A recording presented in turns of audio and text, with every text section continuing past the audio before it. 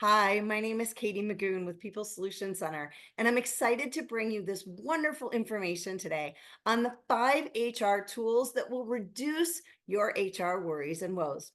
As a small business owner, this can be really difficult to navigate employment and pulling together a team that's productive and fun to lead.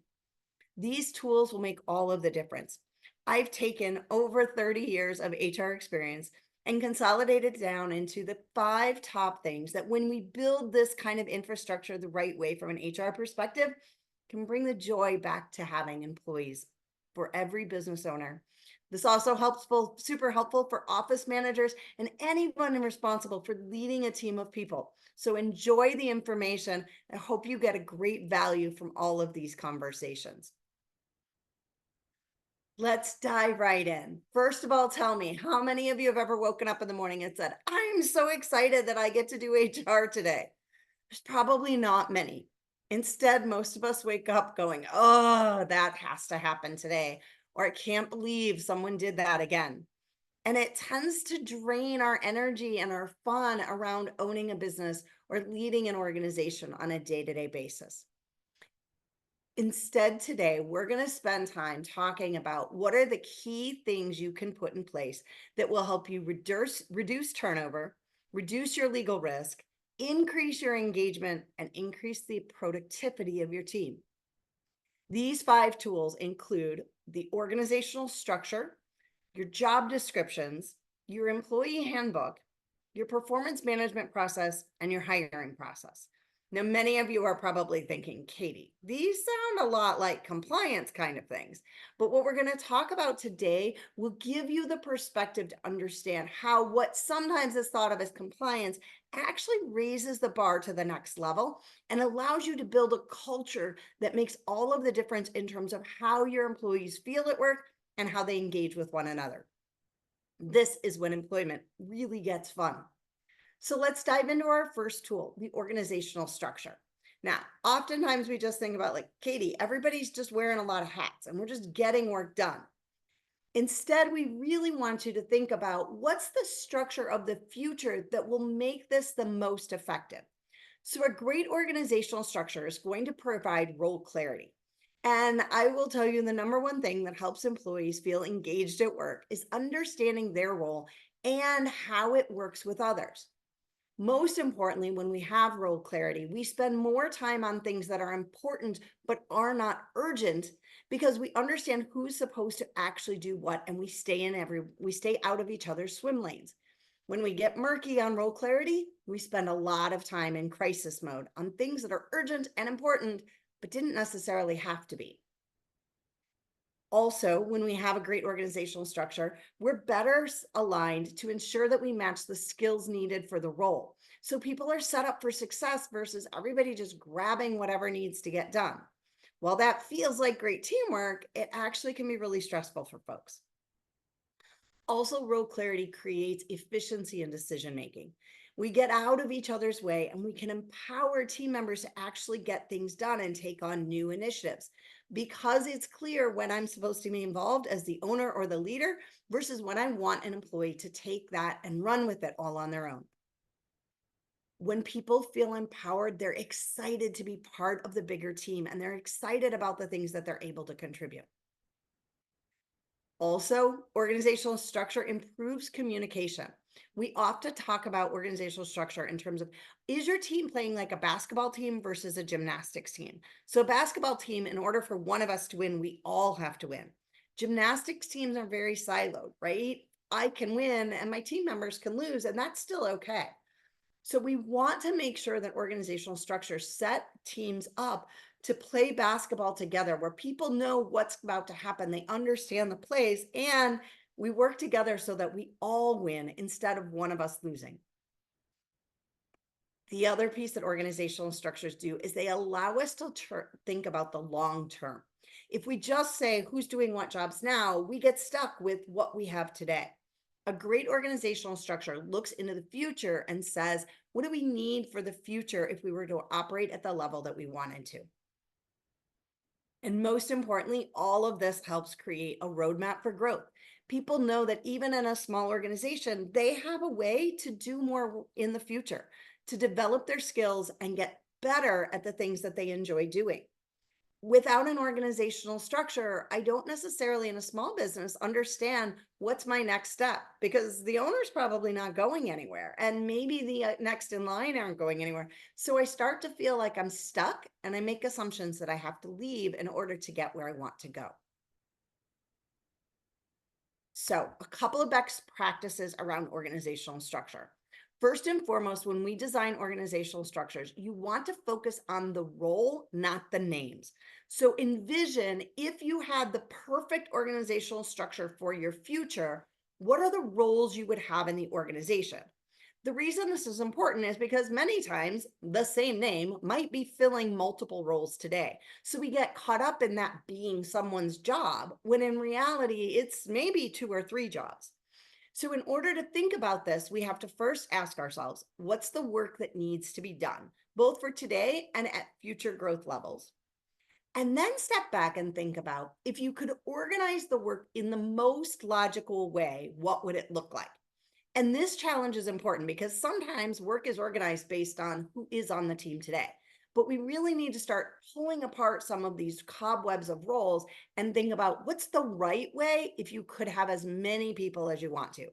I often encourage business owners to think in terms of if you were given a pot of money that would cover all of the expenses you possibly had, and the only criteria is you have to spend it to ensure that your organization is structured the right way, how would you spend it? That gives you an idea of the ideal structure that you'd ultimately like to go for. And then we think about, right? Don't worry about who's in the role today, but design it for what you want it to look like in the future. And then we can go in afterwards and start to see how do we make this work with the team we have today? Where do we have holes? Where do we have somebody wearing multiple hats that eventually we need to separate? So, first best practice, start with the boxes on the page, not the names in the boxes. You'll also notice in the version that I have here, we start in terms of thinking about the percentage of time people will be spending doing certain things. We're going to talk about this more when we get to job descriptions, but it's a really important part of organizational structure. Our second best practice is to start your organizational structure by designing it with the owner role in mind first. If we don't understand where the owner wants to spend their time, then we end up with all of these sort of weird configurations of our job descriptions later on. So, where does the owner want to spend time? What percentage of your time will be on the business versus in the business? What are the owner's unique skill sets that we want to be able to leverage? No two owners are exactly the same. Some owners are great at sales, and you would never want, like, you would want to leave them in that sales hat as long as you possibly could. Others of us, sales isn't our forte, but wow, we're great when we get into strategic situations. I've also had owners who write from a personal perspective, leadership is not their strength. They're a visionary, but leading people isn't where they need to be. We're going to design their role differently to lead with their strengths. And then we're going to design the roles around them to complement those strengths and shore up the places where maybe as an owner, it's not the thing that you're great at. And it's a key piece of your organization going forward. So when we design organizational structures, first we start with the owner and then we build out the rest of the structure behind that to support where they want to spend their time. When we're talking about leaders in organizational structure, you want to spend time thinking about what percentage of a leader's time do you want them spending in their leader hat? So, envisioning future state, this is strategic work, coach hat, developing others, and manage hat, just kind of the get the work done. Now, I will tell you probably today, a lot of your leaders are spending most of their time with their manage hat on. But the ideal world is that your leadership team is actually spending more time with their coach and their leader hat on. And at different levels, the percentages are going to change. For example, you want your CEO spending the largest percentage of their time in their leader hat, envisioning a future state, seeing further down the road to make sure that we're prepared for the future. They may spend less time coaching because hopefully they have direct reports who are also operating at a somewhat of a strategic level and are experienced in their roles. On the flip side, if you have a frontline supervisor role, they ideally are spending most of their time in their coach hat, really developing people, and some of their time managing to just make sure that today's work gets done. They may spend very little time envisioning a future state, and that's okay. But the person who's going to be great at that role is very different than the person who's going to be great at a division manager, strategic level position. So thinking about this makes a big difference in designing your organizational structure. Now, the other part of organizational structure is about getting clarity around these swim lanes. Who is responsible, accountable, consulted, and informed for everything that needs to get done in the organization? These are called RACI charts, and they are key to your organizational structure. If you want more information on RACI charts, email us after this presentation. We'll give you a great video specifically on this concept of RACI and getting clarity around who's involved in projects, who's the final decision maker, when do people need to be consulted, and when do people need to be informed to ensure that all of your processes and decisions in your organization are crystal clear for great success for your team. When we have RACI charts and a great organizational structure in place, it is the start to role clarity for individuals. The second piece of this is job descriptions, and these are key. Now, these are not the job descriptions that are sitting in your drawers collecting cobwebs. Instead, great job descriptions make a huge difference in setting clear expectations for people and serving as a coaching tool for your team members. Now, don't get me wrong, they play a key role in compliance. And so, depending on the size of your organization, you may need to worry about things like Family Medical Leave or Americans with Disabilities Act. You absolutely need these for purposes of the Fair Labor Standards Act and workers' compensation. But if we just think of them as compliance, then we end up with just a list of tasks.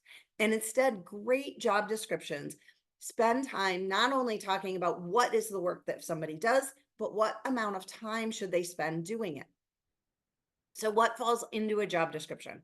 First and foremost, the job title, which it sounds odd that that would need to be listed, but I'll be honest, usually when we write job descriptions, the hardest question for an employee to answer is, what's my job title? Then you want to think about their job duties. What are the top 3 to 5 buckets of priorities that this individual spends time working on? This isn't just a list of 100 tasks that they do, but really if you had to chunk the work into key categories, what are the top 5 priorities of this role?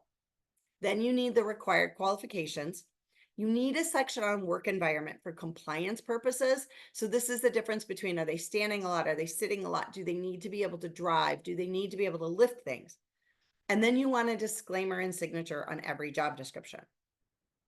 Now, I mentioned this prioritization of job duties. A job description with a list of 100 tasks really is not very helpful to somebody because it doesn't give them an idea of where they should spend their time, just all of the things that need to get done. So we suggest making your job descriptions about the top 3 to 5 categories of where you want to spend time. Now, you might have a couple of bullets under each of these categories, and that's a great way to give clarification. But there's a huge difference between a role, for example, that is 60% customer service work, if we're talking about a call center position, right? 60% of the time I'm on the phones, and 20% of the time I'm leading my team members, versus if I flip flop that and I'm spending 60% of my time leading team members and only 20% of my time on phones with clients. And so if we get this right, now I'm telling an employee, here's what this role is really all about. It also helps when we get to coaching conversations and even in development plans for people. So breaking it down this way and assigning percentages of time is about aligning the priorities and the key items that you want people to focus on. Again, the last piece from a compliance piece is the Fair Labor Standards Act. Your job descriptions are critical to make sure you're in alignment. Now, we don't have time today to go deep into the Fair Labor Standards Act. However, this is a critical law that many people find challenges with around their job descriptions. So if you need more information on the Fair Labor Standards Act, just email us following this presentation and we'll get you a quick video to make sure that you get the details you need. So number 3, your employee handbook. Now, I know everybody's thinking, oh, now she's talking HR compliance. In reality, employee handbooks are, yes, they are about compliance, but they're far more about your company culture.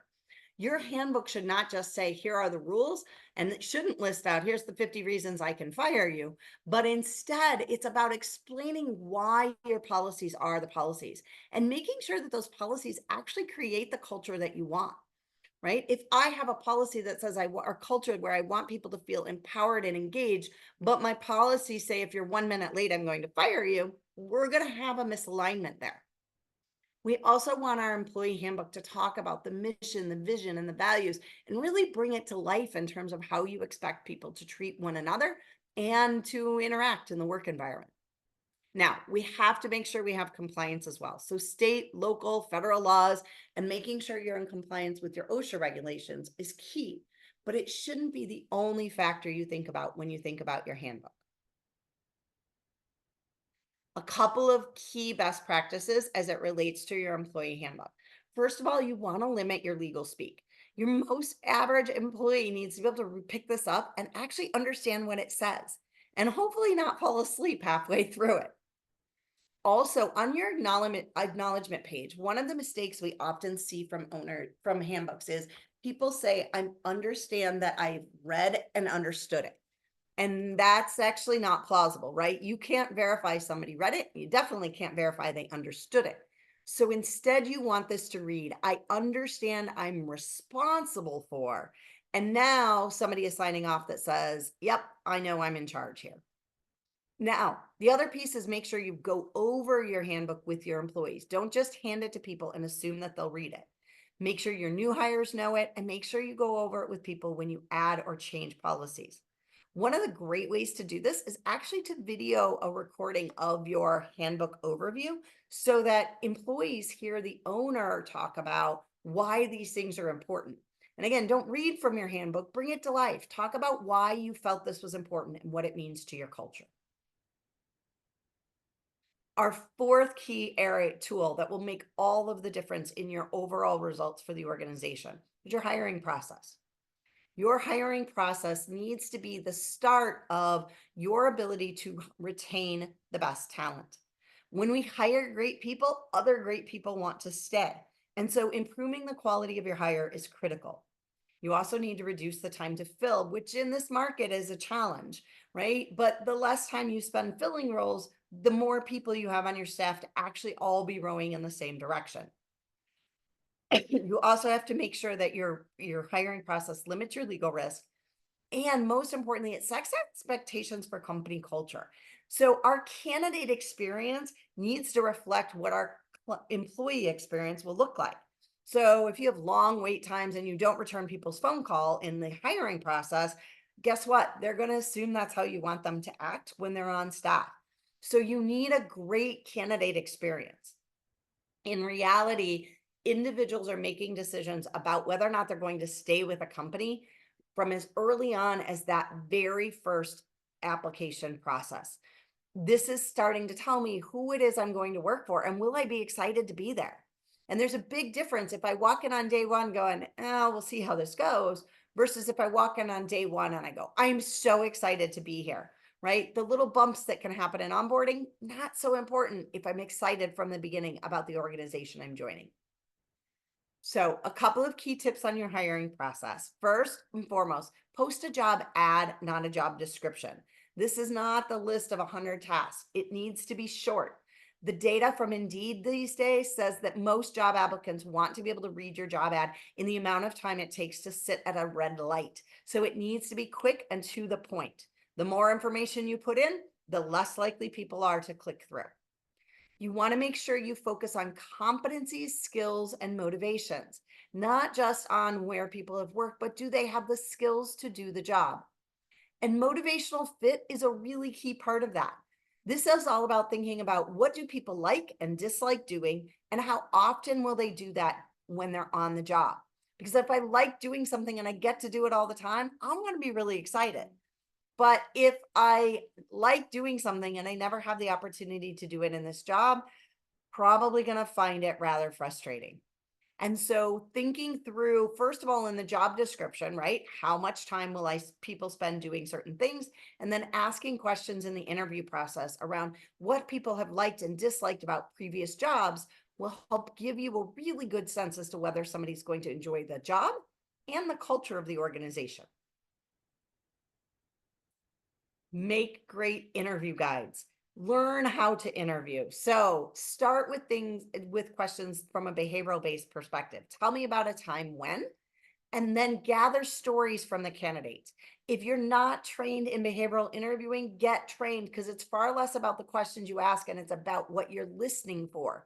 But there's great tips to understand how do you use this tool to be effective in selecting your top candidates.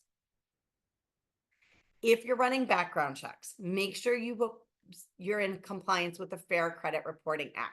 Now, this one's kind of complicated, so if you need help on it, reach out. But make sure you're using a valid vendor. Do not do credit searches at all on your own. Don't look at Facebook or other social media sites. All of those kinds of things will actually violate your Fair Credit Reporting Act. There's also, if you're running background checks and you turn somebody down, there's some rules around what you need to do to make that happen. So make sure you understand the laws, and Fair Credit Reporting Act applies whether you're an employer of 2 or an employer of 200. So make sure you know the rules.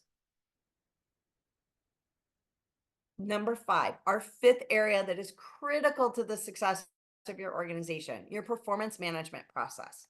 The goal in performance management is about improving performance, creating a succession plan and a growth path for people, increasing your employee engagement, and ultimately limiting your legal risks.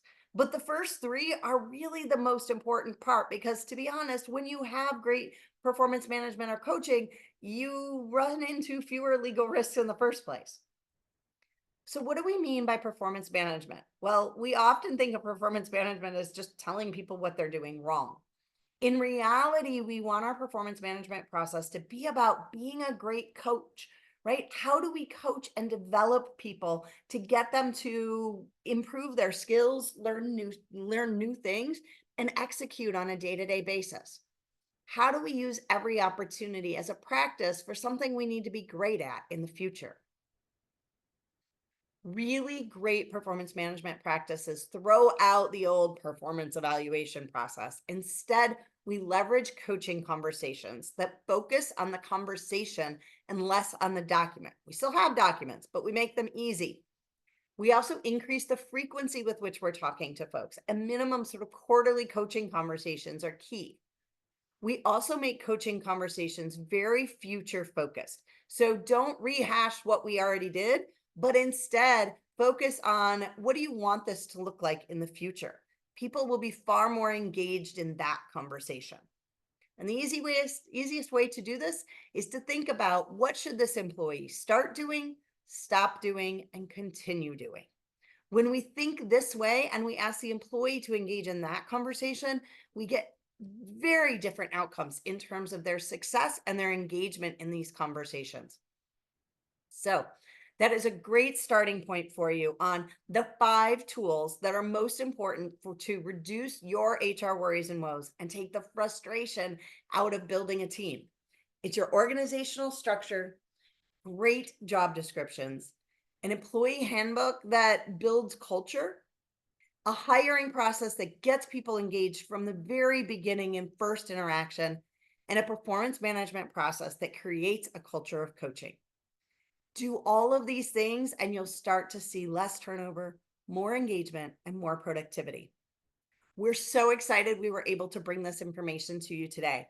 If you have interest in a free HR strategy session, all you need to do is contact us today, and we'll get this scheduled for you.